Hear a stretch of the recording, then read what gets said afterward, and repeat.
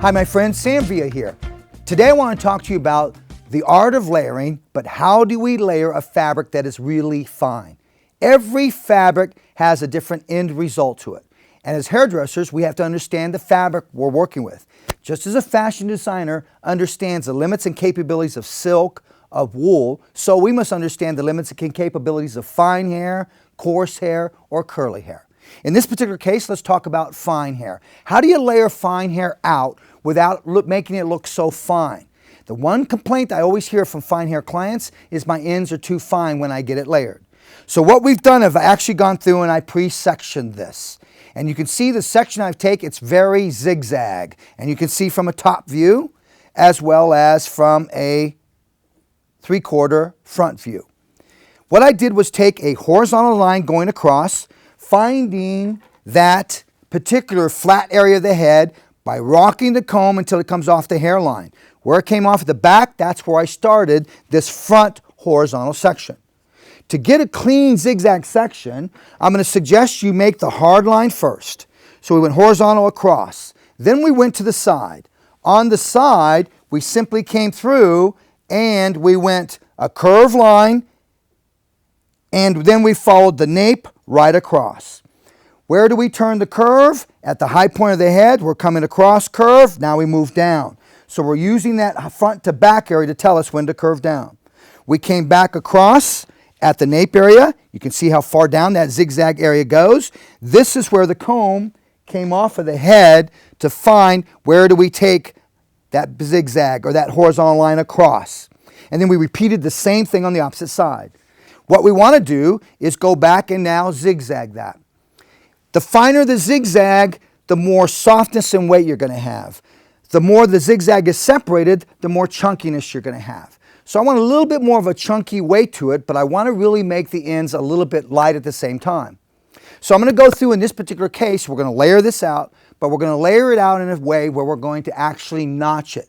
Sometimes when we cut fine hair too blunt, it collapses. And remember, the object is to get some volume, some movement, and some type of texture in this.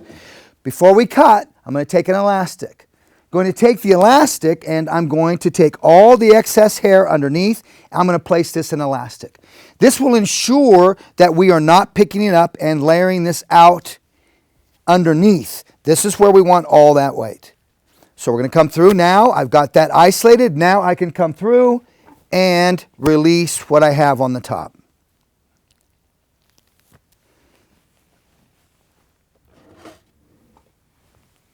Now this is that area that's going to be cut. Now I've had this in an elastic. So because I've had an elastic, I'm going to pause and I just want to stretch dry this so I can see the cutting edge as I'm working with it. Now you can see how we smooth this out. When you're dry cutting, remember, dry cutting is a visual exercise for the hairdresser, not for the client. The reason you want to dry cut is so that you can see the visual end result of the edge that you create. So if you have crinkles in the hair, that hair is going to jump out at you after you cut. So make sure you smooth it out. It's the best way to see the visual end result of the edge. Now we're going to come in and we're going to work with a black comb on this beautiful color. We're going to come through, take a horizontal slice across, and I'm going to take a small slice. I don't want to take a big thick slice. If I take a big thick slice, it's going to get too chunky on the layering. So start out small, even disregard the fact that it's zigzag. Take a small horizontal section across. This is where I'm going to start my guide. Now, I'm going to give you a profile view of where I'm going to take this length. Now, I want this to have some length. She doesn't want her layering short in this particular case. She wants to have enough to get around large brushes. So I want to go through, and I'm trying to see where should I take that length that's going to be complementary for her. I want to see if I cut you there, where you're going to fall on the side to the existing length that she has. This is critical, my friends, before you start cutting. So I'm going to go into this length here and just start to refreshen these ends. So what we're going to do is we're going to lift straight up from where we're at, just slightly over directing forward. Then we're going to come through and we're going to work with a 7-inch swivel blade. And I'm going to work with a swivel because it's going to allow me to swivel and get in and keep my wrist straight. Look at how I swiveled that thumb. If I have that thumb stiff, now I'm too much like this. Watch how I'll relax, and that's a little bit more comfortable for me. Coming through, back up to where I want to establish the length. Now let's talk about the art of notching. When you come in, I want to notch. Now when I go in this way, what happens is this hair is collapsing and falling into me. Watch how I'm going to notch this. This is why a swivel blade comes in really handy. I'm going to lift my arm and come across this way so that the hair falls with gravity across it instead of it falling into my shear and continually trying to move the hair out of the way. I overdirect slightly forward, come through, and now we're going to notch. Now I notch, notch, notch. Let's talk about the next thing that's important in notching, is the angle of your shear. The more flat this angle is, the more weight that I'm putting into it. The more vertical the angle is, the more I'm taking weight. So here, look at the big weight piece I got. Weight, weight. Now, after I do this, here's what I love to do. Soften that edge. So I come through, comb through it, fan that, and now I'm just going to deep point cut that. As I deep point cut, I just move the fan. This stabilizes the shear, and this way I'm always parallel with the hair. Parallel with the hair, parallel with the hair. I don't want to go in diagonal with the hair because then I'm releasing length. Remember, I just wanted to release weight. So there's two things that's happening. We're notching, then we're coming back in and we're deep point cutting into that. Hold the section, so because this acts as my guide, use the sectioning of the comb, the little tooth that we gave you to section, come back through, take your next section. Now, I'm going to take this all the way to the high point of the head, meaning where the ear is there, that's where I'm going to stop over directing forward. And you'll see where I'm going to change my movement in terms of over direction. We're going to over direct to a stationary guide. So I'm looking for my guide. There's my guide. I come back through. Remember, I just want to refresh it to the guide. So I come in, notch, notch, notch. Once I'm there, I come back through, recomb and adjust, and now point cut. Now watch how I keep that shear stable. Open and close, and move. This will soften that just a tad more. Keeping that section in my hand, looking to be aware of where I'm at in relation to that ear. This will be that last section that I'm going to take, and then you're going to see I'm going to change the position of my over direction. Next section. Coming through, over directing. Looking for that notch guide. Now, Sam, I notice that every time you notch, you're notching into what you previously cut. Yes, I am. I want to see the guide, but it's giving me a little bit more texture. I'm not concerned if I'm taking that shorter because I'm on a diagonal. So that doesn't bother me on that. I fan because then I can read how much hair I'm going to take away. If I stay here and just come in, that looks like it's a lot of weight to me visually. But remember, when I release this, I've gathered it in my hand, it expands. So I want to go through and fan, that way I can read it in an expanded state. Okay? Now, this is where that front area is cut.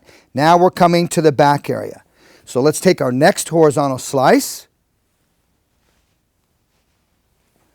Okay? And now we're going to take a slice of what we've just cut. Now this is going to act as a guide, and now watch how I'm going to change where I'm over directing. So the last section we cut over directed to this position. Then now that we've reached the high point of the head, we're going to move everything to this position and bring everything from the back area of the crown and a little bit of that nape area back into the high point of the head. So we've changed our side to side movement. Why are we doing that? If we over direct too far forward, which in some cases we might want to do that, we're moving a lot of length and weight. We're maintaining a lot of weight and length in the back area. Whenever you want to create more weight and length, comb away from the area that you want to create it. So we come through, once again, straight up in this particular case because I've changed it. There's my notching guide. Come through. I like to tilt it, allows me to get to it. Now let it fall with gravity. Okay, once I've got that, come back through and soften.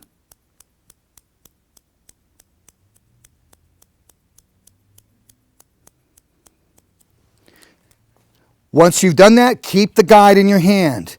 Okay, I'm working with fine hair so I can do that. If it was a little bit thicker hair and I was doing this type of pattern, I might go in and take and release that section.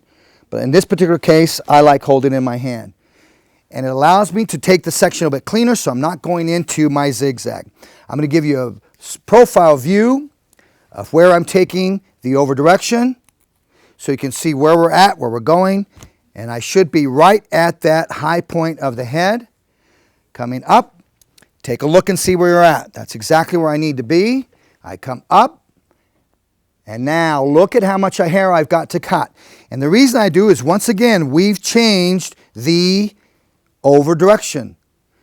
And what I like about this is by notching it, it allows you to get the hair a little bit softer. Imagine this. If we cut that line blunt, and then we come back and we want a point cut, you're working twice as hard to soften a blunt line. We've discovered that if we notch it first, it's easier to go in and create a soft edge. Notice how I lift it all up. See, if I didn't lift it up, I left it down, I might come in and start to pick up what I have in that elastic. Because it's a zigzag section, it's going to be better if you lift it up. Let's stay in the profile position. And notice where I'm at, moving everything up just above that ear, that high point of the head. Now let's give you a front view of our notching. Coming through on the diagonal, notch, notch, notch, notch. Readjusting. Sam, how far down do you know to go in and fan this? That's going to depend upon how much softness you want to create in this top area. I'm working with a 7-inch blade because I want to go deep into that fan. Now we come through, fanning. Just simply place your thumb at the bottom of your index finger. Now just simply make a fist, and you're in a fanned position. Start here, leave the shear there, and just slowly start to move the fan. Notice how I'm keeping the rim of the length, but I'm taking weight out. My last section. And you can see by keeping this in an elastic how it has allowed me to really have control of a zigzag section. Always look at a profile view and you can see where you're over directing it on a profile view, especially if you're elevating vertically as I am. Once again, give you a straight on view, making sure I'm where I need to be, and my last section. Notch, notch, notch, notch, notch. Come back through and fan and point cut. Look where I have the shear. Look at the shear. It's not moving. It stays stabilized, and we soften that little bit of bluntness that the notching put in. Yes, we want it, but we're just softening that edge. Now we're going to release this. Now I want to give you a view of how this looks from the back, and you should see it falling almost diagonally towards the back. You can see that. Okay, now let's go through and let's release the ponytail. And now watch how this is seamless in terms of how it looks. But I've been able to really maintain her length. And then at the same time, we've been able to layer this out. And you can just see how the layers are working in there.